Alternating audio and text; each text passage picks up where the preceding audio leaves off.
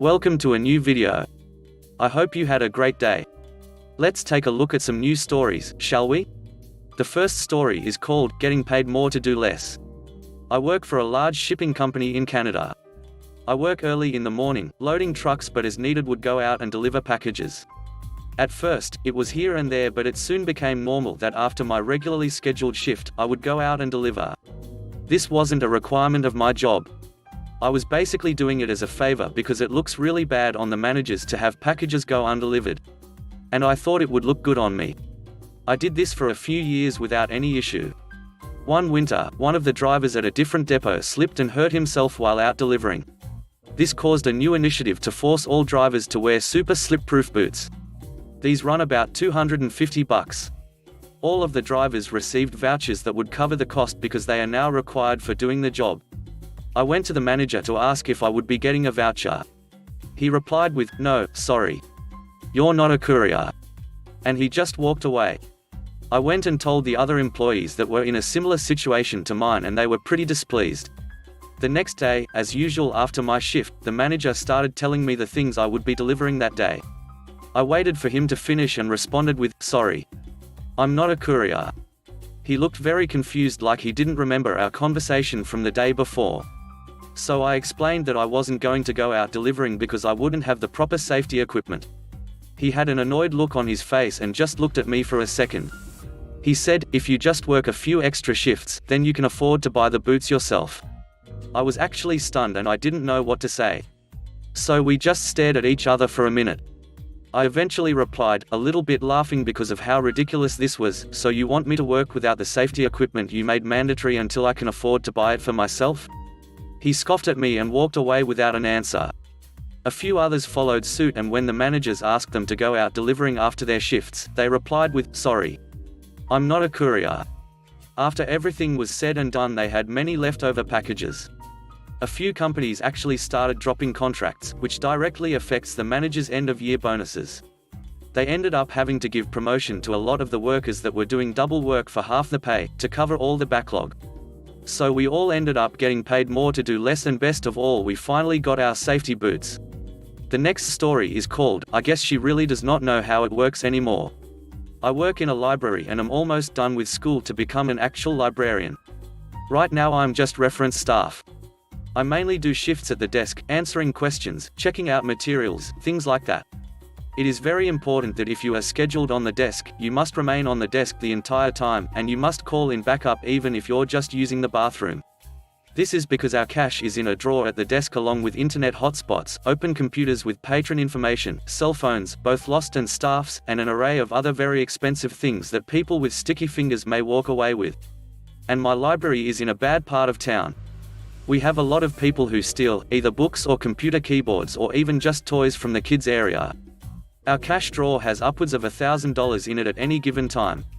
It's a very big deal to pay close attention to your surroundings and not leave the desk unattended for even a moment. Not to mention the library's policy of, no patron left unassisted, no matter what. Enter the big boss. My big boss is the library director, the very top you can get. She hasn't worked in an actual library in at least 20 years. She has been doing the corporate side the whole time. She's a little rusty on policies. When she shows up, we're all supposed to grovel at her feet and obey her every command because she can fire us like that. It's my desk shift. Unfortunately, our aide that does shelving has been out, so all of our shelving carts are full. We've all been chipping in when we aren't on desk. But returns keep coming and there isn't enough time. The big boss doesn't like this. She says it looks unsightly. She sees me. "Get some shelving done." I reply, "I will. As soon as I'm off desk." She says, ignoring the people who are very much here, "There's nobody here. Stop being lazy and do your job."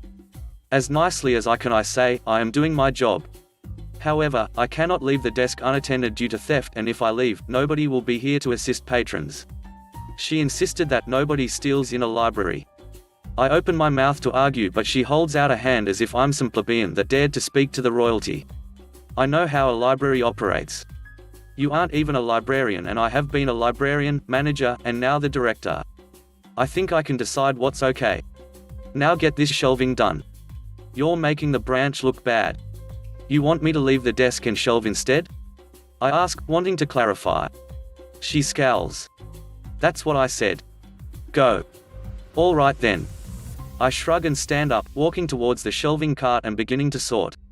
I wheel away a cart of fiction, ignoring the patron waiting at the desk for help because I have been directed to shelve, and the big boss knows how libraries work. I'm shelving for about 15 minutes when my manager comes storming up to me, furious. I never see this dude furious. So I'm bracing myself. What are you doing? You are on desk. I shrug. Big boss told me to stop being lazy and shelve. My manager looks confused. Did you explain that you're on desk? I shelve a book. Yes. My manager walks away. I continue shelving, keeping an ear out. I don't hear much, and I finish that cart. So I walk to the shelving area to pick up a new load, and that is when I see it. The miracle. The thing I would have never expected. A line has formed at the desk of about 20 people. They're starting to look impatient at Big Boss, who is seated behind the desk, frantically trying to figure out the system she hasn't touched in 20 years. My manager makes eye contact with me from where he is standing off to the side, not lifting a finger to help Big Boss. I smile, grab the next cart, and go continue to shelve. She said she knew how a library worked. After she left, my manager confided to me that she said she was going to ensure our branch gets an aid as quickly as humanly possible. He also said he eventually had to step in and take care of the patron because she struggled for 20 minutes just trying to renew a book. I guess she didn't really know how libraries work anymore. The third story is called 3 Meat Pizza. About 2 years ago I used to work for a very large grocery store that had a cafe on the inside. In this cafe, we sold things like a typical concession stand, relatively cheap. For example, you could get a large pizza, breadsticks, cookies, and a 2-liter of your choice for $14. Pizza wasn't fantastic by any means, but pretty good for its price point. Anyways, we sold 4 types of pizzas and initially, we weren't allowed to add extras of any kind. But after enough complaints from customers, we started to accommodate. Anyways, if you know anything about 3 Meat Pizza, it can get pretty greasy by the time everything cooks together. The pizza itself came with quite a bit of sausage, pepperoni, and bacon already. So if you added anything extra, you were going to get a goopy pizza. We would always explain this to the customer when they asked for extras. And usually, once we explained, they were cool with it and just ordered a regular pizza. Well, cue a typical Karen. Comes to the counter and asks for a 3 meat pizza, extra of everything. I explain what will likely happen to the pizza if we do this. Your dough will be so soggy with the grease and weight of the toppings that you won't be able to pick it up. And she, of course, scoffs at me and acts like I don't know what I'm talking about. I gesture to a similar pizza we had just made. She still wouldn't listen and got more rude with each passing second. I'm getting antsy and irritated myself after already having worked the second half of a very long shift, so as I finish ringing her up, I ask to trade places with our pizza artist because I want to make this one myself to make sure it turns out just right. I gave her exactly what she wanted. Exactly. I piled as much cheese, bacon, sausage, and pepperoni as I could without smothering the outer crust. The thing was a monstrosity. I put it in the oven. And sure enough, when it came out, this thing was more oily than Karen's forehead. I slapped it in a box and called out her name, and went back to my post. Sure enough, she comes stomping up to the cash register and demands we remake her pizza because it was too oily to even pick up. We, of course, have to oblige, but she wants the second pizza made the exact same way as if she expects it to turn out different. Of course, it doesn't. A manager is called because she thinks we're doing this on purpose. The manager doesn't know what to say because we can only do what we're told. I get the dirtiest look ever, and as she stomped off, all I can remember was making faces at her back. The last story is called Good Times. I took some time off of uni and got hired at a big-name retail store in a local mall. Been working there for a while now, and school starts up again, so I gave my 2 weeks as a courtesy. My immediate manager says she's sorry to see me go, then asks me to come in on a certain day, even though I'm not on the schedule to finish up some inventory. Okay, no problem. Fast forward to yesterday, when I arrived at work. I go to clock in, then get an error. My immediate manager comes over with a really puzzled look on her face and overrides it. Odd, maybe scheduling just forgot to add me? 2 hours in, I'm lugging a massive cart full of clothes across the store when the big boss, our store manager, shows up. The conversation went something like this: "Why are you still here? Didn't you give your 2 weeks?" Yes, but the department manager asked me to come in to finish the inventory. She has more than enough people for that. And you aren't on the schedule. Stop working and leave, please. Cue malicious compliance.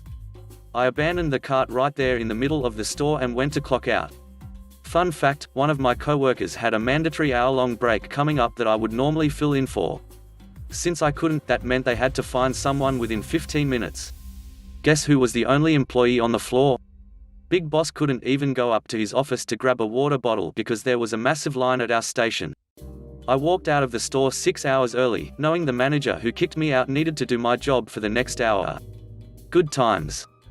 Thanks for watching the video. I hope you enjoyed it. If you did, please consider subscribing to the channel for more content. Let me know what you think about the stories in the comment section below. Have a great day. Bye bye.